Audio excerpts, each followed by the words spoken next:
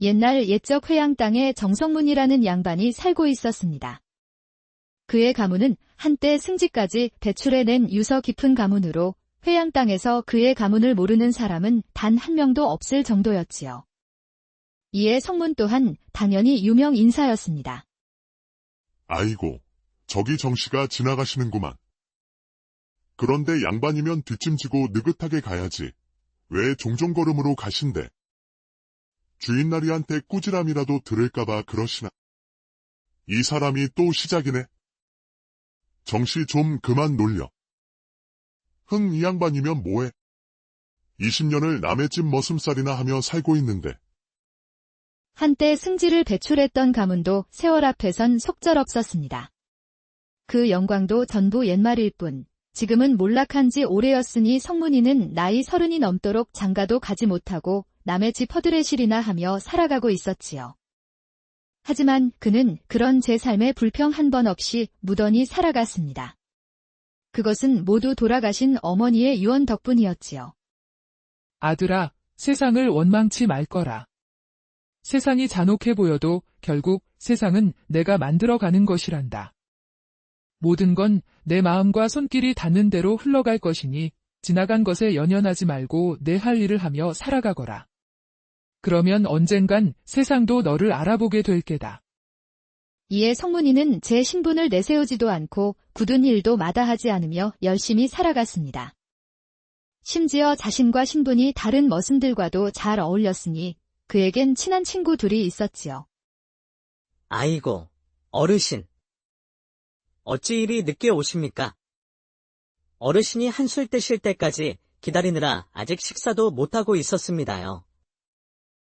어허, 이 사람아. 놀리지 말라니까. 허, 정씨. 어서 들어오게나. 국 식겠네. 장난기 많은 종파리와 과묵한 성품의 탁시. 비록 일은 고되고 힘들었지만 성문이는 친구들과 함께 지내니 행복하게 지낼 수 있었습니다. 하지만 딱 하나 아쉬운 것이 있었으니 바로 장가를 가지 못한 것이었지요. 허, 집신도 다 짝이 있다던데 나만 짝이 없구나. 하긴, 내 팔자에 어찌 장가를 갈 수 있겠나. 이에 조용히 마음을 사귀며 살아가고 있던 어느 날 그의 친구 탁시가 넌지시 말을 꺼냈습니다. 이복의 정씨, 자네 혹시 민며느리를 들일 생각 없나? 민며느리. 그게 뭔가? 양반이 상민에게 장가드는 걸 민치라고 하는데 마침 저 아랫마을 과객방네 딸이 있는데 아직 혼처가 없다더군. 그런데 과객방 주인이 병이 들어 오늘 내일 하는 바람의 딸을 급하게 시집 보내려고 한다던데 문득 자네가 생각나서 말이지. 물론 양반이 상민에게 장가가는 건 좀 그렇긴 하지만 지금 형편을 생각하면 오히려 남는 장사 아니겠나. 어때? 자네 생각은 어떤가? 상민이면 어떻고 천민이면 어떻겠나. 나한테 시집만 와준다면 누구든 업고 살아야지. 암. 껄껄. 그리하여 성문이는 32이라는 나이에 늦은 혼례를 올리게 되었습니다. 친구들은 그의 혼례를 진심으로 축하해 주었지요. 살다 성문이가 장가가는 걸 다 보고 이제 죽을 날이 다 왔나 보구만. 애끼, 이 사람아. 오늘 같은 날도 놀려대는가? 허, 정씨. 참으로 축하하네. 참으로 고맙네, 탁씨. 이게 다 자네 덕분이야. 혼례는 정신없이 치러졌고 드디어 기다리고 기다리던 첫날 밤이 찾아왔습니다. 신혼방 앞에서 잔뜩 긴장하던 성문이는 마른 기침을 연거푸 하더니 방 안으로 들어갔지요. 각씨, 저 들어가겠습니다.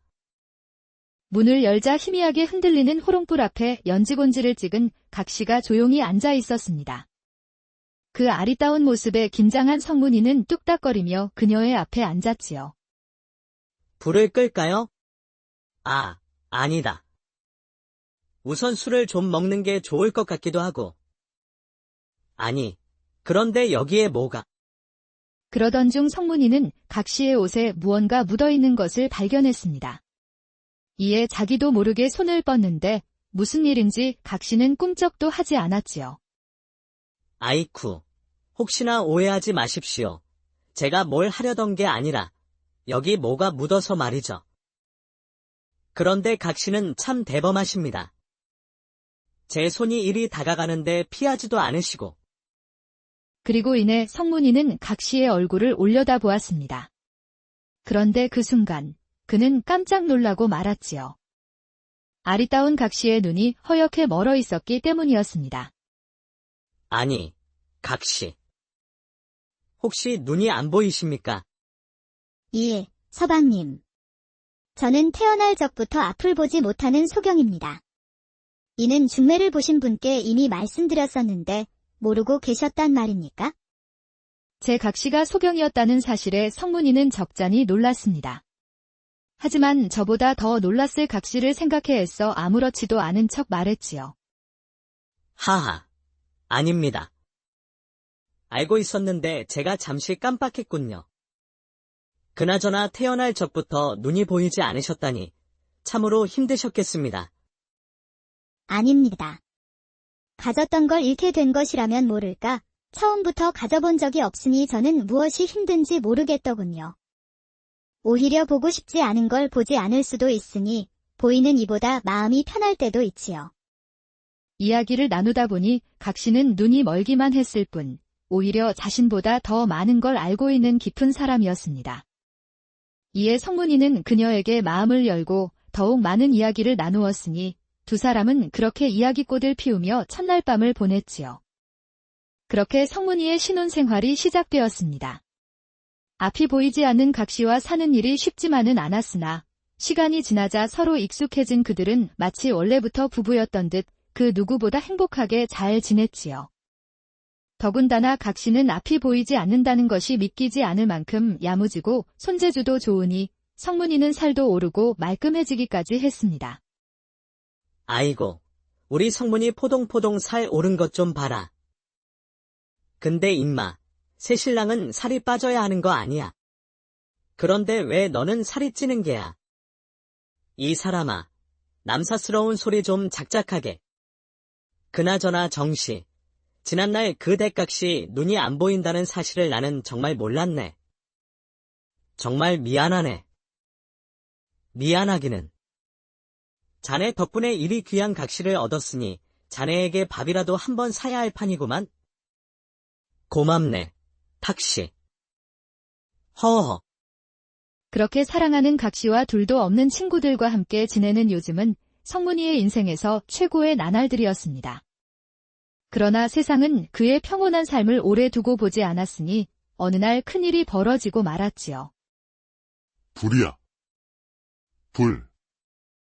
지난밤 성문이와 친구들이 일하던 상전에서 큰 불이 났습니다. 세 사람은 힘을 모아 화마와 싸워 보았지만 불은 순식간에 번져 상전을 모두 불태우고 말았지요. 그렇게 하루아침에 일터를 잃게 되었으니 그들은 잿더미가 된 기와집 앞에서 처량하게 이야기했습니다. 이게 다 업보야. 업보. 우리를 맨날 부려먹고 괴롭히니까 이 꼴을 당하지. 어허, 이 사람아. 아무리 그래도 그렇게 말하면 쓰나. 하지만 성문이만큼은 아무런 말도 하지 못했습니다. 막 혼이 난 마당에 일자리를 잃었으니 그의 머릿속엔 오직 한 가지 생각뿐이었지요. 이제 뭐 해 먹고 살아야 하지. 우리 각시 굶기면 안 되는데. 일터를 잃은 성문이는 그날부로 나무꾼이 되었습니다. 그는 도끼를 쥐고 매일매일 산을 오르내렸지만 평생 해본 적 없는 일을 하는 것은 여간 어려운 일이 아니었지요. 이에 하루 온종일 나무만 팼음에도 지게에 나무를 반도 채우지 못했으니 그의 집안 살림은 점점 궁핍해질 수밖에 없었습니다. 죄송해요, 서방님.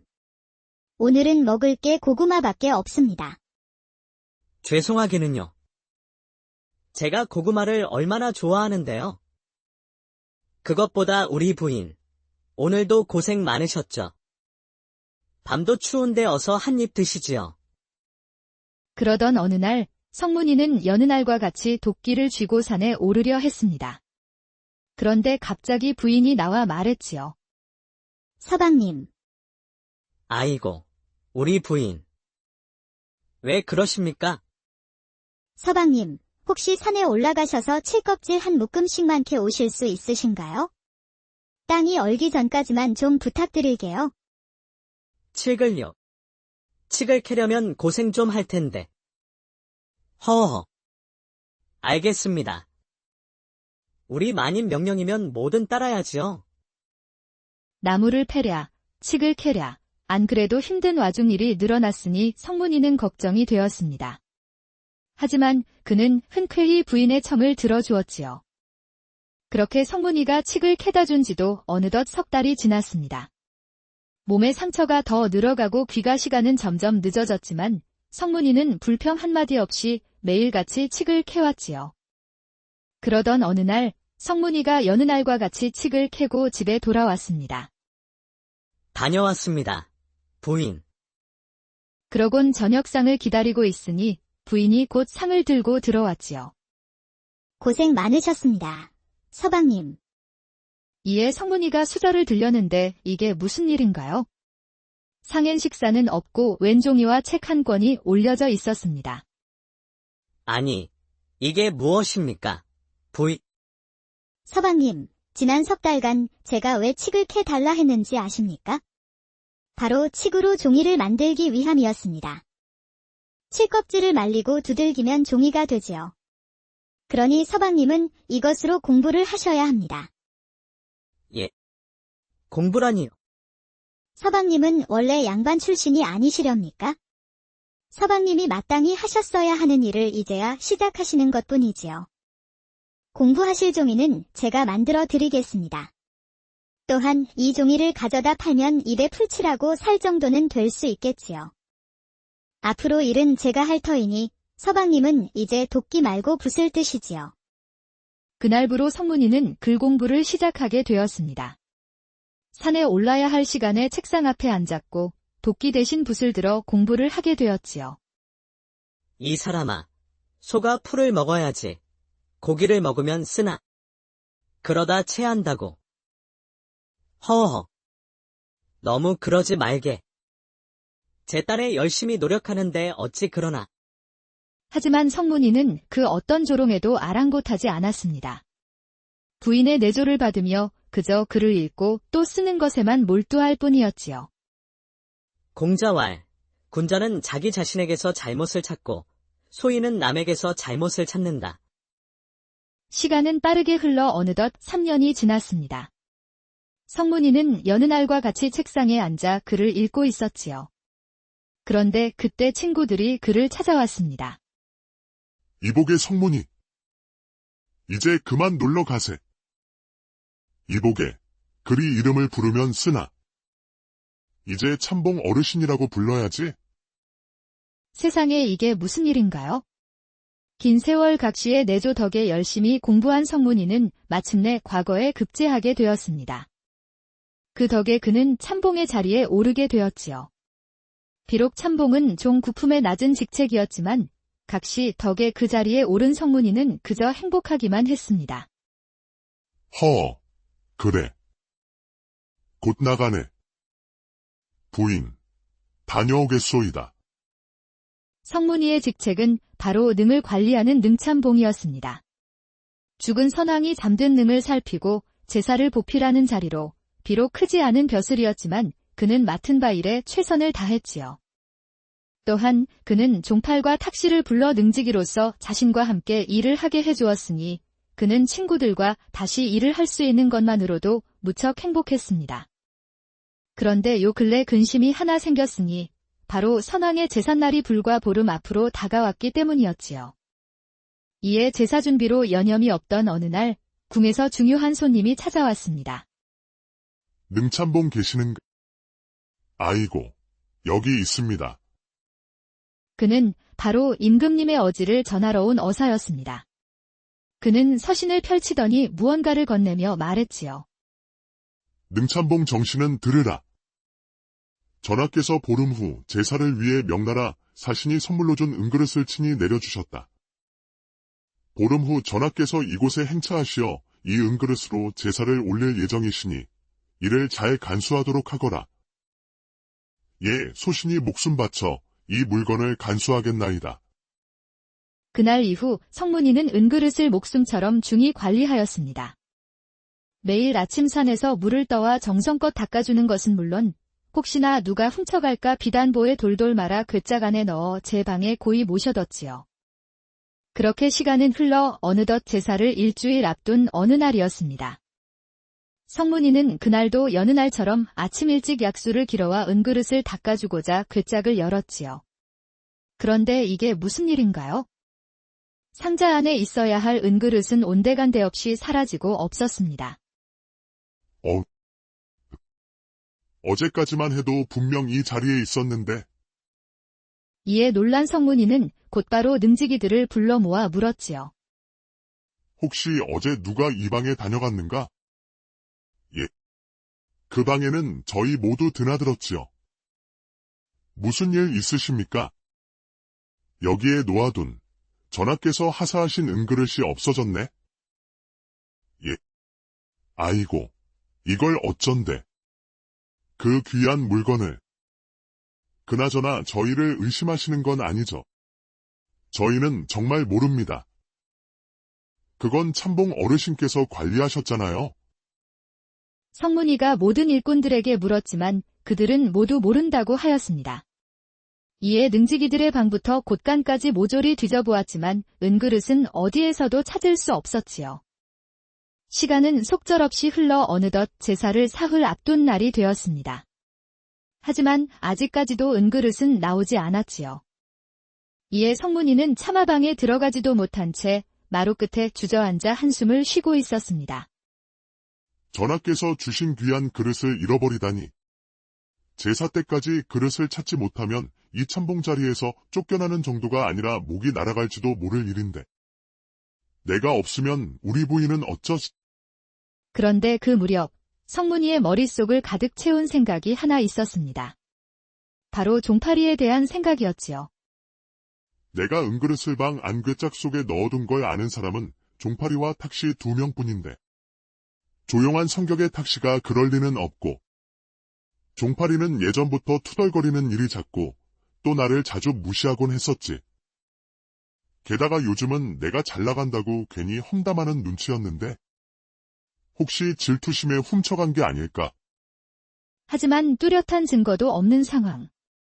그런 와중에 제일 친한 친구를 의심하는 건 참으로 불편한 일이었습니다. 이에 달을 바라보며 한숨을 푹 쉬고 있는데 그때 문이 열리더니 부인이 다가와 말했지요.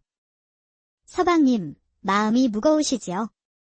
성문이는 부인의 말에 아무 답도 하지 않고선 고개를 푹 떨군 채 가만히 앉아 있었습니다.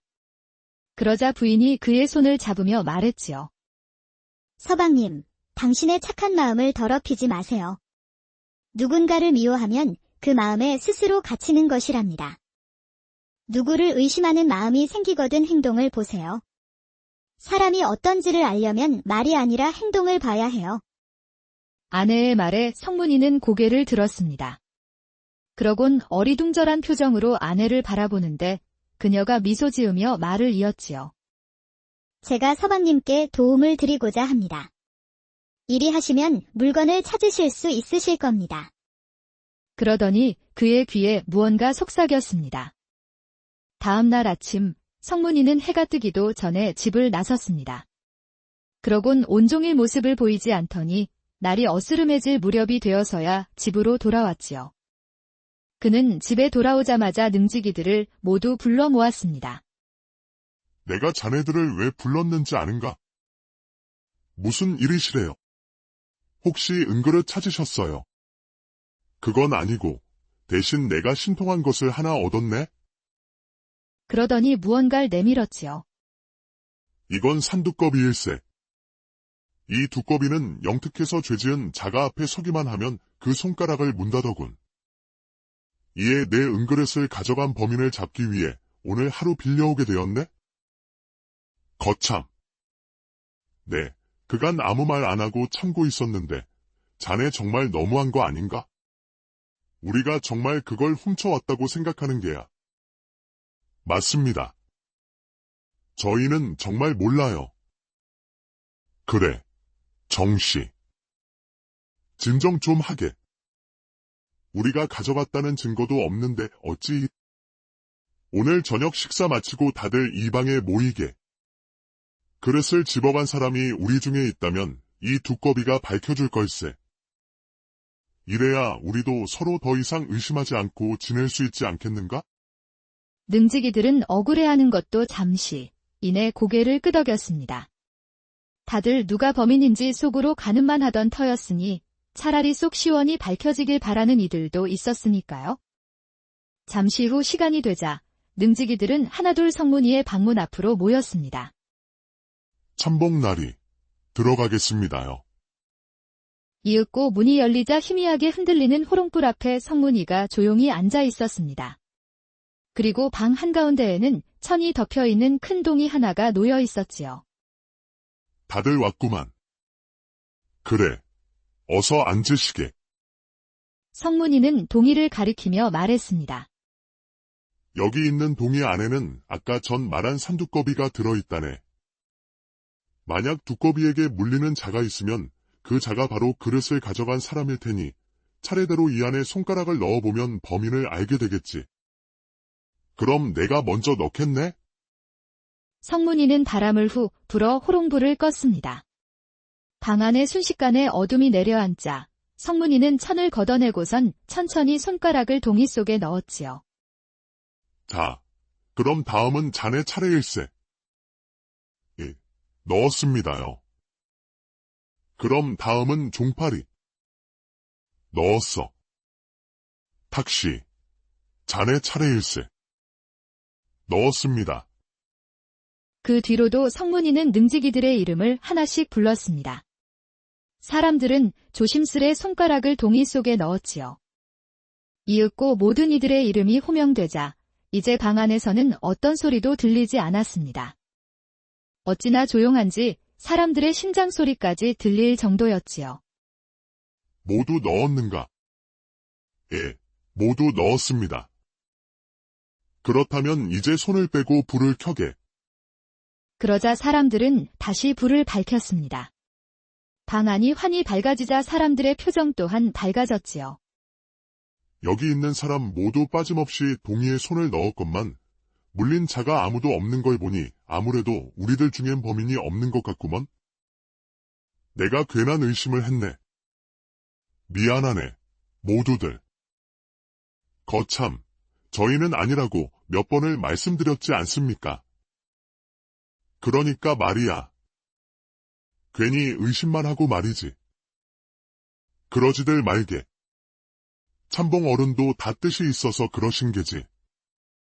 사람들은 안도하던 것도 잠시 투덜투덜대며 손을 털었습니다. 그런데 갑자기 그들은 깜짝 놀라고 말았지요. 으잉. 이게 뭐야?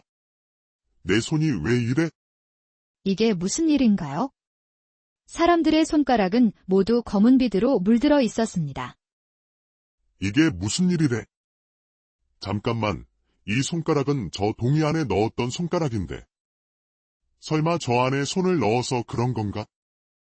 그런데 그때 성문이가 갑자기 사람들 틈으로 팔을 뻗더니 누군가의 손을 덥석 잡았습니다. 그러더니 그의 손을 잡고 옆방으로 데려갔지요. 자네, 잠시 이리 와보게. 성문이는 그의 손을 잡고선 달빛 한 줄기만이 스며드는 어두운 방으로 데려갔습니다. 그는 창문 너머의 달을 바라보며 천천히 입을 뗐지요. 자네, 왜 동이 안에 손을 넣지 않은 게가? 아니, 그게 대체 무슨 말인지. 거짓말할 생각 말게. 사실 내가 그 동이 안에 먹을 풀어놓았다네. 자네가 손가락을 담갔다면 다른 사람들처럼 손끝이 검게 물들었겠지. 그런데 자네 손만 유독 깨끗하더군. 이래도 물동이에 손을 넣지 않았다고 말할 텐가. 그의 손은 정말로 검게 물든 곳 없이 하였습니다. 성문이는 계속해서 말했지요. 자네, 혹시나 동이 안에 손을 넣었다가 두꺼비에게 물릴까 두려웠던 게 아닌가? 내 말이 틀렸는가? 탁시. 이게 무슨 일인가요? 깨끗한 손의 정체는 다름 아닌 탁시였습니다. 자네, 정말 너무하구만. 내가 그간 자네를 위해 얼마나 힘을 보탰는데 이젠 제 죄를 덮기 위해 벗을 의심하는 게가. 지난날 내 각시가 그러더군. 사람이 어떤지 알려면 말이 아니라 행동을 봐야 한다고. 하여 내 거짓된 행동을 하는 자를 가려내고자 오늘 일을 준비했는데 오직 자네만이 말만 번지르르 할 뿐 행동을 하지 않았네. 그러더니 동이를 가져와 말했지요. 사실 이 안에 두꺼비는 없었네? 범인을 잡는 신기한 두꺼비 따위는 애초에 없는 것이었지. 나는 그저 제 마음에 찔려 거짓된 행동을 하는 사람을 가려내고자 했을 뿐이네. 그러곤 두꺼이가 없는 빈 동이를 보여주니 탁시는 그대로 무너져 자리에 주저앉았습니다. 그는 한참이나 흐느끼더니 마침내 진실을 이야기했지요. 맞네. 그릇은 내가 가져갔다네. 연못가 버드나무 밑에 묻어 숨겼지. 사실 나는 자네가 미웠다네.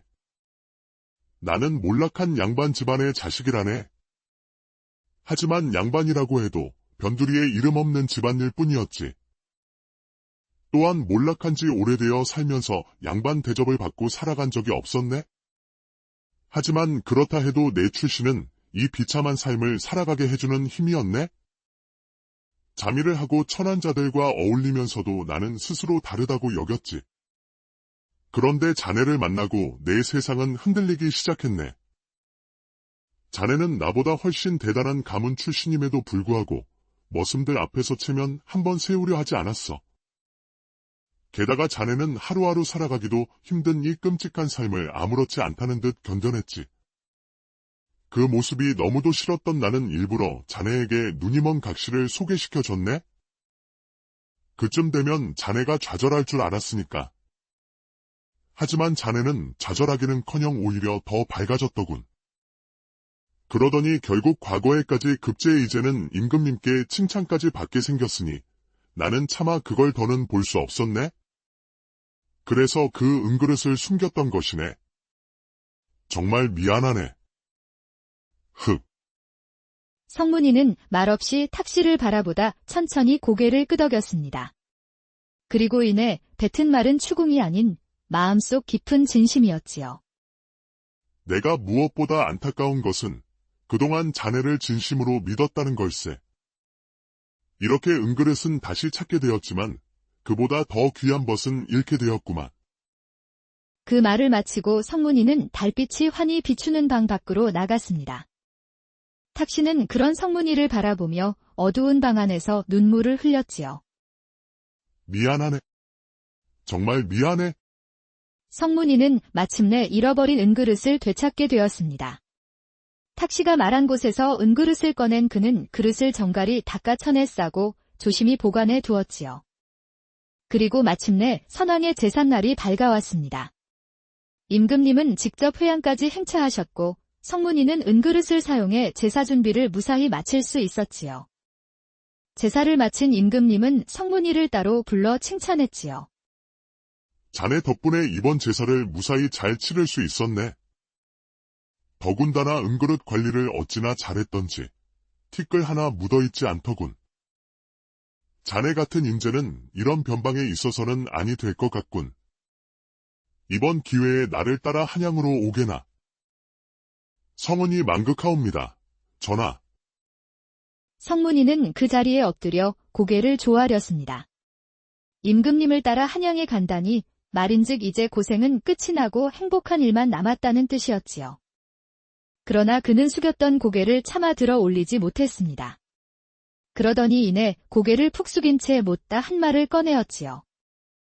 전하, 그런데 사실은 소신이 큰 실수를 범하였사옵니다. 지난날 저는 은그릇을 잃어버렸사옵니다. 그러더니 그간 있었던 일을 낱낱이 아뢰었지요. 모든 사실을 밝힌 성문이는 고개를 푹 숙이고 있었습니다. 죽을 죄를 지었사옵니다. 전하. 그는 목숨을 내어놓을 각오를 하고선 떨고 있었지요. 한편 이야기를 모두 들은 임금님은 표정이 굳어졌습니다. 그러곤 이내 입을 여는데 이게 무슨 일인가요? 그의 입에서 나오는 것은 화가 아닌 웃음이었지요. 허허. 내 일이 솔직한 사람을 봤나? 다른 사람들은 제 공은 부풀려 말하고 허물은 감추기 바쁜데 자네는 도리어 반대로 하고 있구나. 이 얼마나 귀한 인재인고. 또한 진실을 똑바로 바라보는 일은 참으로 어려운 일인데 자네의 아내는 그 방법을 알고 있군. 사람은 제 격에 맞는 배필을 얻는다더니 두 사람 모두 딱 자기에게 맞는 배필을 얻은 게야. 안 되겠네. 자네에게 승지의 품계를 내릴 것이니 그 청렴하고 고든 태도로 과인을 도와 이 나라를 함께 이끌어 보게나. 임금님이 떠나간 후 성문이 부부는 한양으로의 이사 준비에 여념이 없었습니다. 짐을 꾸리고 사람들과의 작별 인사를 하며 바쁜 나날을 보내다 보니 어느덧 회양에서의 마지막 날이 찾아왔지요. 높은 품계를 받고 한양으로 가는 것은 참으로 좋은 일이었지만 정든 이곳을 떠날 생각에 성문이는 어찌 된 일인지 잠이 오지 않았습니다. 이에 방을 나와 마루 끝에 앉아 있는데 문이 열리며 그의 아내가 나왔지요. 서방님, 마음이 무거우시지요? 아내는 말없이 성문이의 옆에 앉았습니다. 그는 잠시 뜸을 들이더니 천천히 입을 열었지요. 내게 벌어진 모든 일이 아직까지도 도무지 믿어지지가 않습니다.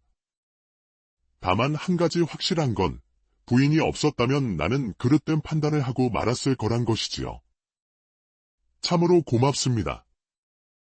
사람은 누구나 마음속에 그림자를 지닙니다. 그림자가 있다는 건 빛이 있다는 뜻이기도 하지요. 서방님은 본인의 빛을 향해 오다 여기까지 올 수 있으셨던 겁니다. 고생 많으셨어요, 서방님. 그리 말해준다면 참으로 고마우나 이 일에 내가 한 것이 무엇이 있겠습니까? 벗의 속마음도 알아보지 못하고 당신 덕분에 은그릇도 찾은 것인데 높은 자리에 당신이 아닌 내가 올라가게 되다니.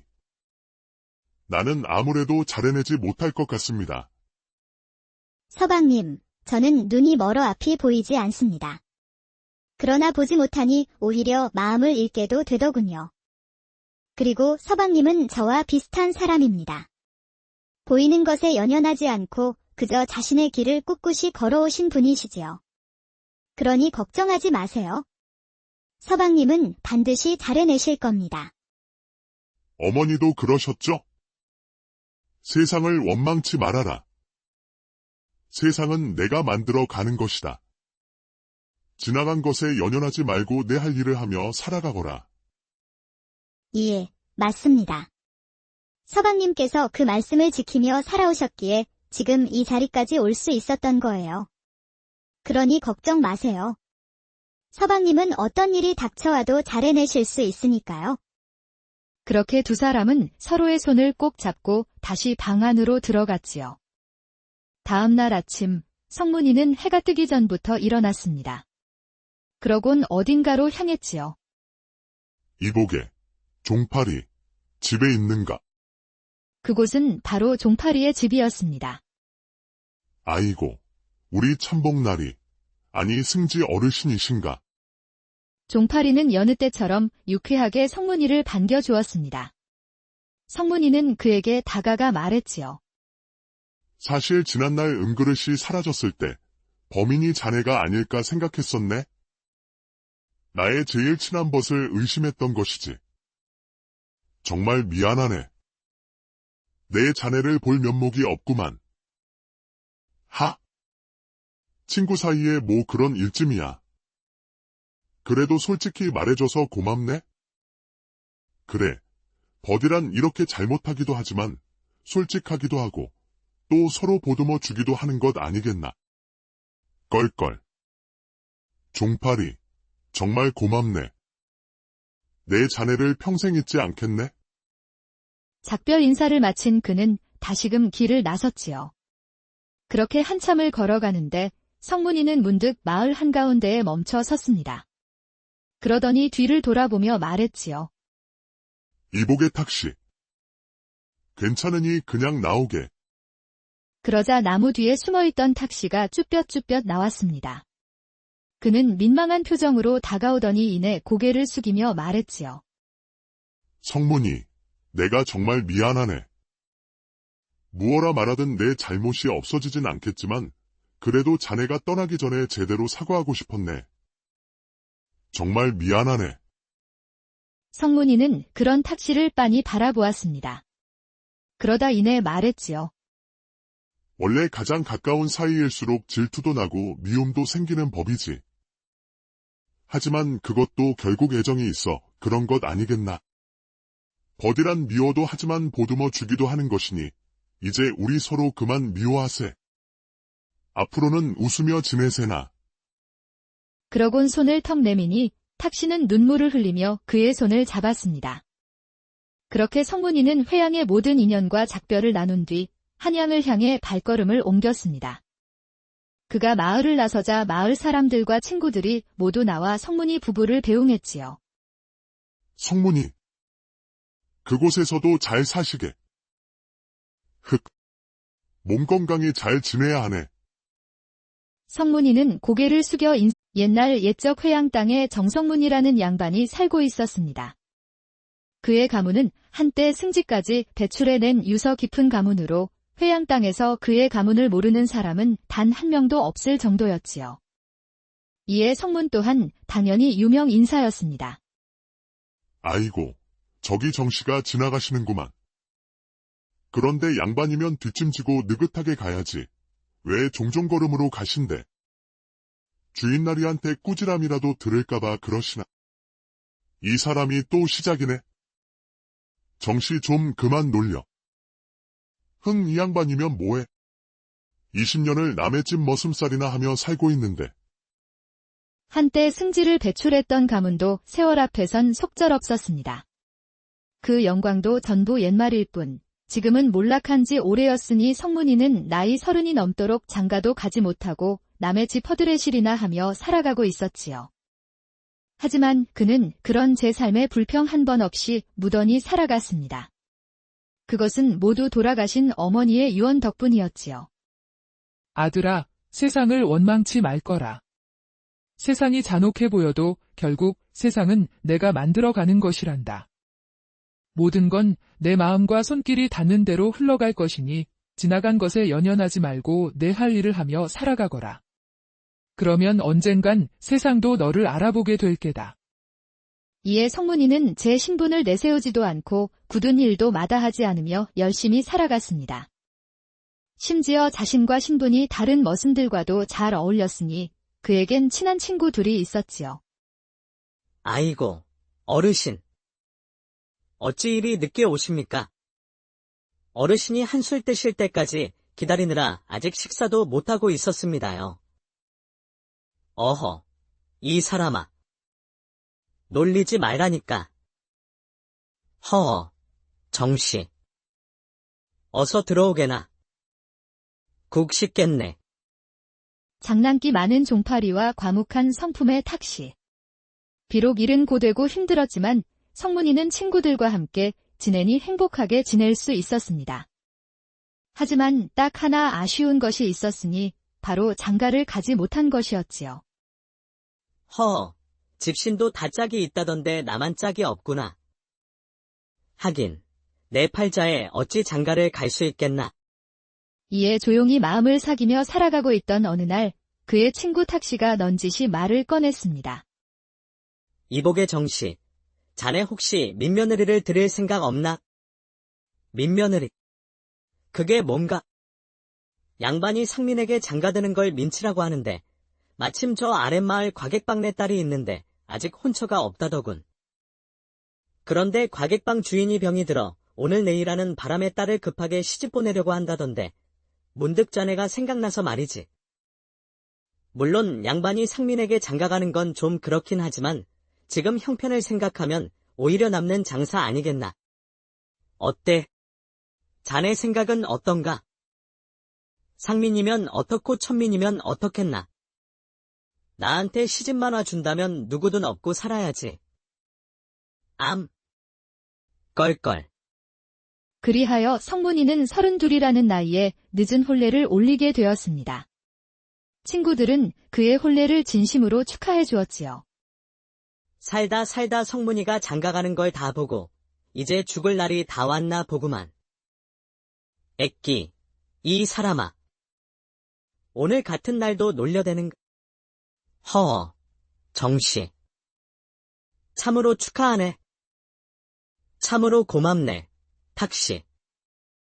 이게 다 자네 덕분이야. 혼례는 정신없이 치러졌고 드디어 기다리고 기다리던 첫날 밤이 찾아왔습니다. 신혼방 앞에서 잔뜩 긴장하던 성문이는 마른 기침을 연거푸하더니 방 안으로 들어갔지요. 각씨, 저 들어가겠습니다. 문을 열자 희미하게 흔들리는 호롱불 앞에 연지곤지를 찍은 각씨가 조용히 앉아 있었습니다. 그 아리따운 모습에 긴장한 성문이는 뚝딱거리며 그녀의 앞에 앉았지요. 불을 끌까요? 아, 아니다. 우선 술을 좀 먹는 게 좋을 것 같기도 하고. 아니, 그런데 여기에 뭐가? 그러던 중 성문이는 각씨의 옷에 무언가 묻어있는 것을 발견했습니다. 이에 자기도 모르게 손을 뻗는데 무슨 일인지 각씨는 꿈쩍도 하지 않았지요. 아이쿠, 혹시나 오해하지 마십시오. 제가 뭘 하려던 게 아니라 여기 뭐가 묻어서 말이죠. 그런데 각씨는 참 대범하십니다. 제 손이 이리 다가가는데 피하지도 않으시고. 그리고 이내 성문이는 각씨의 얼굴을 올려다보았습니다. 그런데 그 순간 그는 깜짝 놀라고 말았지요. 아리따운 각씨의 눈이 허옇게 멀어 있었기 때문이었습니다. 아니, 각씨. 혹시 눈이 안 보이십니까? 예, 서방님. 저는 태어날 적부터 앞을 보지 못하는 소경입니다. 이는 중매를 보신 분께 이미 말씀드렸었는데 모르고 계셨단 말입니까? 제 각씨가 소경이었다는 사실에 성문이는 적잖이 놀랐습니다. 하지만 저보다 더 놀랐을 각씨를 생각해 애써 아무렇지도 않은 척 말했지요. 하하, 아닙니다. 알고 있었는데 제가 잠시 깜빡했군요. 그나저나 태어날 적부터 눈이 보이지 않으셨다니 참으로 힘드셨겠습니다. 아닙니다. 가졌던 걸 잃게 된 것이라면 모를까, 처음부터 가져본 적이 없으니 저는 무엇이 힘든지 모르겠더군요. 오히려 보고 싶지 않은 걸 보지 않을 수도 있으니 보이는 이보다 마음이 편할 때도 있지요. 이야기를 나누다 보니 각씨는 눈이 멀기만 했을 뿐 오히려 자신보다 더 많은 걸 알고 있는 깊은 사람이었습니다. 이에 성문이는 그녀에게 마음을 열고 더욱 많은 이야기를 나누었으니 두 사람은 그렇게 이야기꽃을 피우며 첫날 밤을 보냈지요. 그렇게 성문이의 신혼생활이 시작되었습니다. 앞이 보이지 않는 각씨와 사는 일이 쉽지만은 않았으나 시간이 지나자 서로 익숙해진 그들은 마치 원래부터 부부였던 듯 그 누구보다 행복하게 잘 지냈지요. 더군다나 각씨는 앞이 보이지 않는다는 것이 믿기지 않을 만큼 야무지고 손재주도 좋으니 성문이는 살도 오르고 말끔해지기까지 했습니다. 아이고, 우리 성문이 포동포동 살 오른 것 좀 봐라. 근데 임마, 새 신랑은 살이 빠져야 하는 거 아니야? 그런데 왜 너는 살이 찌는 게야? 이 사람아, 남사스러운 소리 좀 작작하게. 그나저나 정씨, 지난날 그 대각시 눈이 안 보인다는 사실을 나는 정말 몰랐네. 정말 미안하네. 미안하기는. 자네 덕분에 이리 귀한 각시를 얻었으니 자네에게 밥이라도 한번 사야 할 판이구만. 고맙네, 탁씨. 허허. 그렇게 사랑하는 각씨와 둘도 없는 친구들과 함께 지내는 요즘은 성문이의 인생에서 최고의 나날들이었습니다. 그러나 세상은 그의 평온한 삶을 오래 두고 보지 않았으니 어느 날 큰일이 벌어지고 말았지요. 불이야. 불. 지난밤 성문이와 친구들이 일하던 상전에서 큰 불이 났습니다. 세 사람은 힘을 모아 화마와 싸워 보았지만 불은 순식간에 번져 상전을 모두 불태우고 말았지요. 그렇게 하루아침에 일터를 잃게 되었으니 그들은 잿더미가 된 기와집 앞에서 처량하게 이야기했습니다. 이게 다 업보야. 업보. 우리를 맨날 부려먹고 괴롭히니까 이 꼴을 당하지. 어허, 이 사람아. 아무리 그래도 그렇게 말하면 쓰나. 하지만 성문이만큼은 아무런 말도 하지 못했습니다. 막 혼이 난 마당에 일자리를 잃었으니 그의 머릿속엔 오직 한 가지 생각뿐이었지요. 이제 뭐 해 먹고 살아야 하지. 우리 각시 굶기면 안 되는데. 일터를 잃은 성문이는 그날부로 나무꾼이 되었습니다. 그는 도끼를 쥐고 매일매일 산을 오르내렸지만 평생 해본 적 없는 일을 하는 것은 여간 어려운 일이 아니었지요.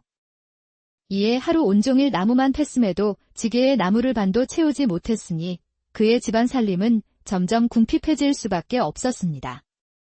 죄송해요, 서방님. 오늘은 먹을 게 고구마밖에 없습니다. 죄송하기는요. 제가 고구마를 얼마나 좋아하는데요. 그것보다 우리 부인, 오늘도 고생 많으셨죠. 밤도 추운데 어서 한 입 드시지요. 그러던 어느 날 성문이는 여느 날과 같이 도끼를 쥐고 산에 오르려 했습니다. 그런데 갑자기 부인이 나와 말했지요. 서방님, 아이고, 우리 부인. 왜 그러십니까? 서방님, 혹시 산에 올라가셔서 칠껍질 한 묶음씩만 캐 오실 수 있으신가요? 땅이 얼기 전까지만 좀 부탁드릴게요.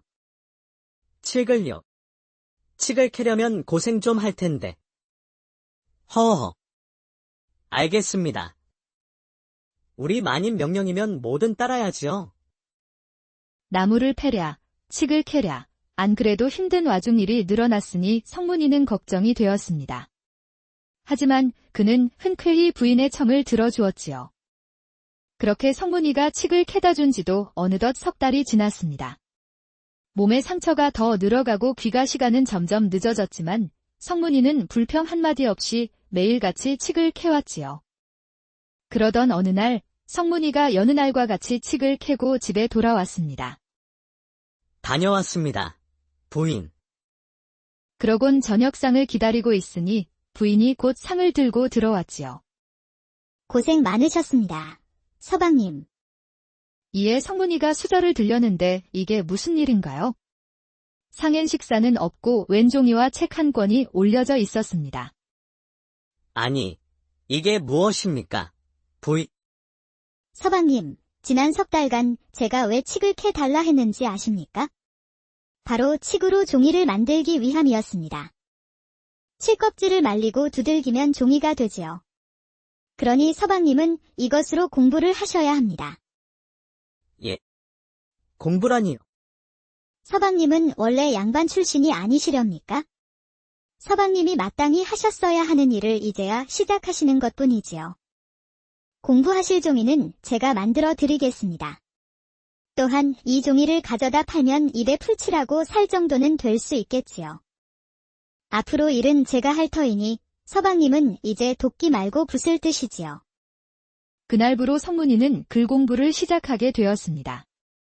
산에 올라야 할 시간에 책상 앞에 앉았고 도끼 대신 붓을 들어 공부를 하게 되었지요.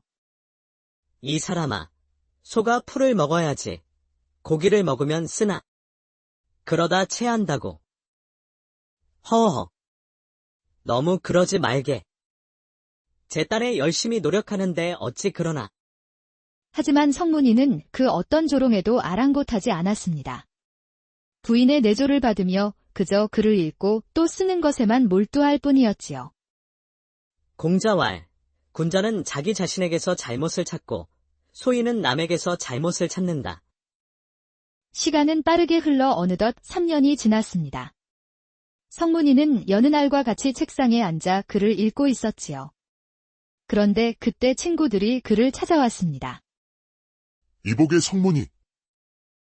이제 그만 놀러 가세. 이복의, 그리 이름을 부르면 쓰나. 이제 참봉 어르신이라고 불러야지. 세상에 이게 무슨 일인가요? 긴 세월 각시의 내조 덕에 열심히 공부한 성문이는 마침내 과거에 급제하게 되었습니다. 그 덕에 그는 참봉의 자리에 오르게 되었지요. 비록 참봉은 종 구품의 낮은 직책이었지만 각시 덕에 그 자리에 오른 성문이는 그저 행복하기만 했습니다. 허, 그래. 곧 나가네.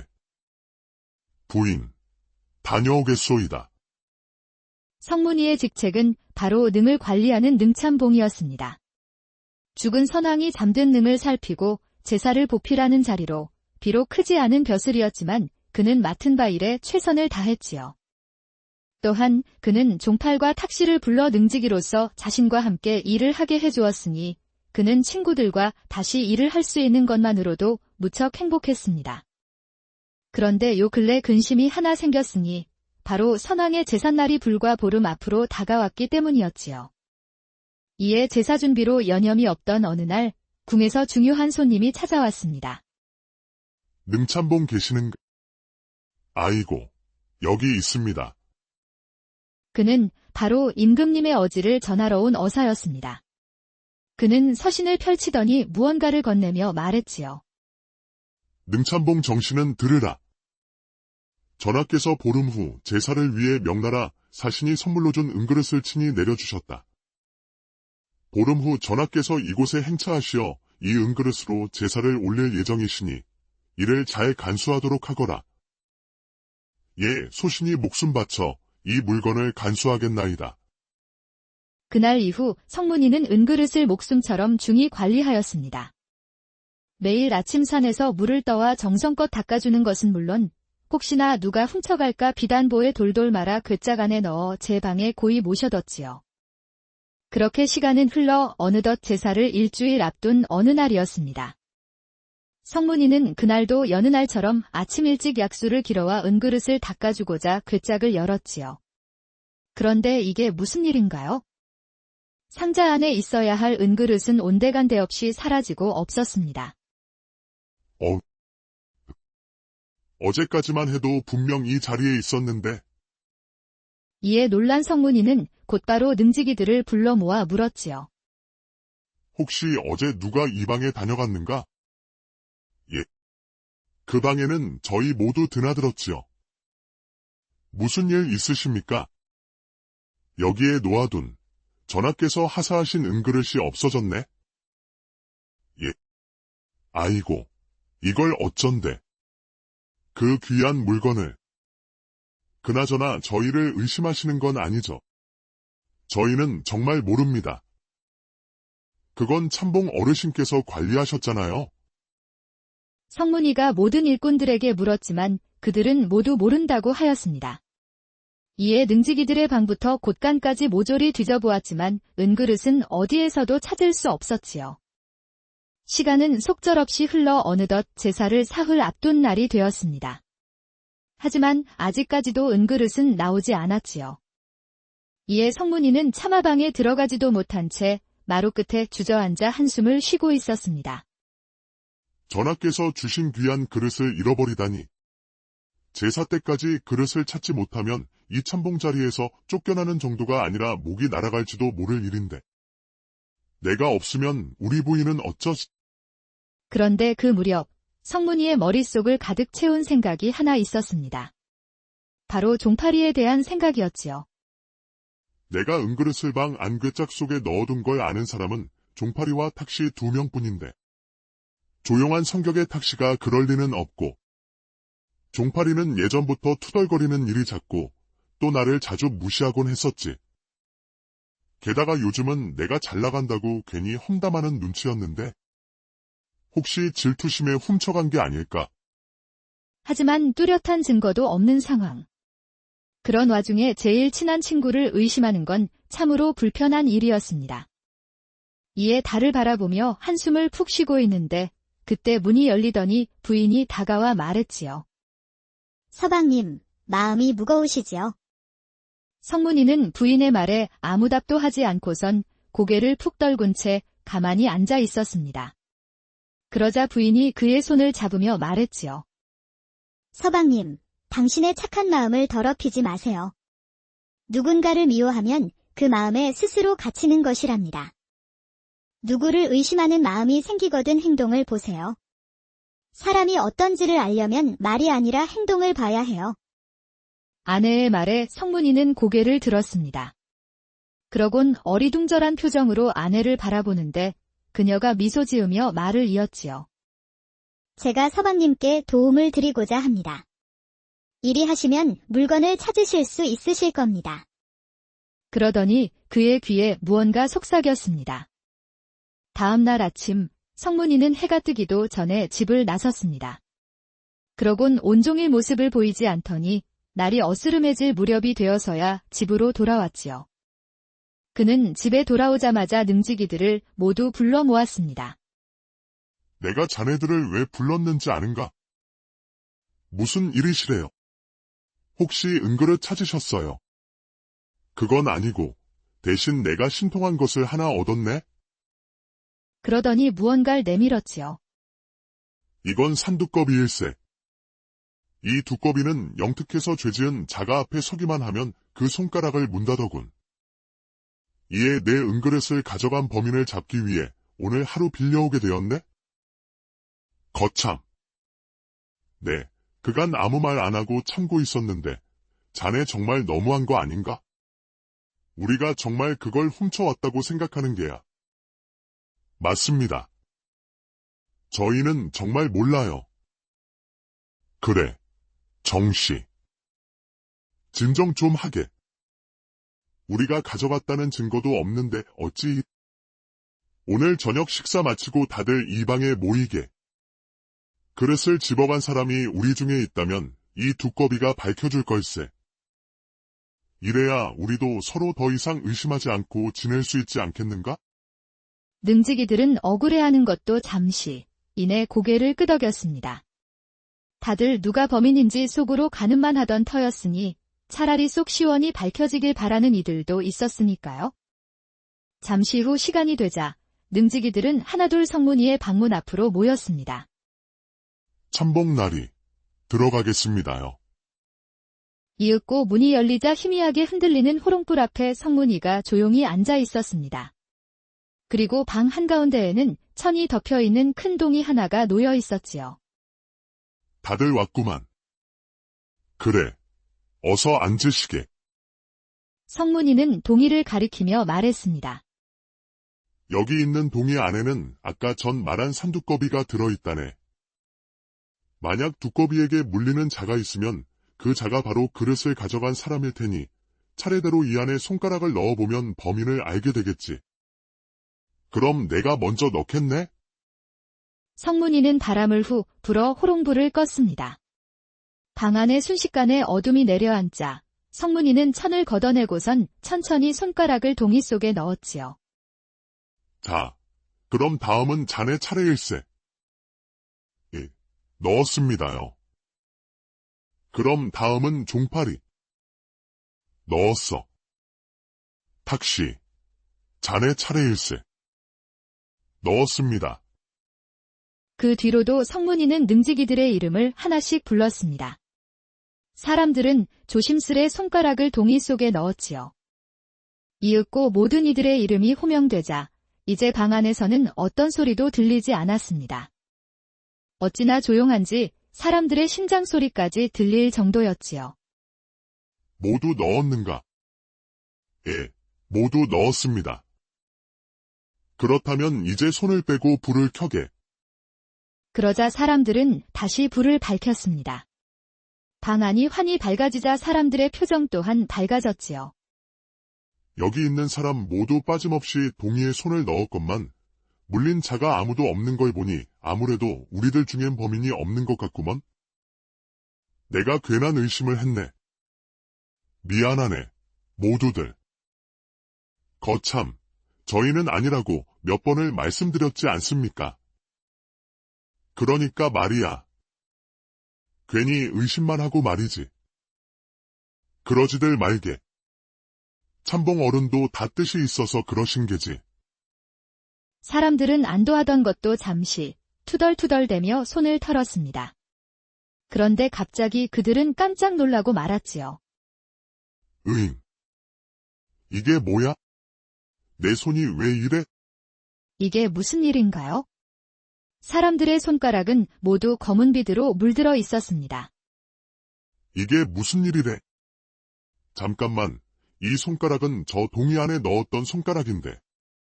설마 저 안에 손을 넣어서 그런 건가? 그런데 그때 성문이가 갑자기 사람들 틈으로 팔을 뻗더니 누군가의 손을 덥석 잡았습니다. 그러더니 그의 손을 잡고 옆방으로 데려갔지요. 자네, 잠시 이리 와보게. 성문이는 그의 손을 잡고선 달빛 한 줄기만이 스며드는 어두운 방으로 데려갔습니다.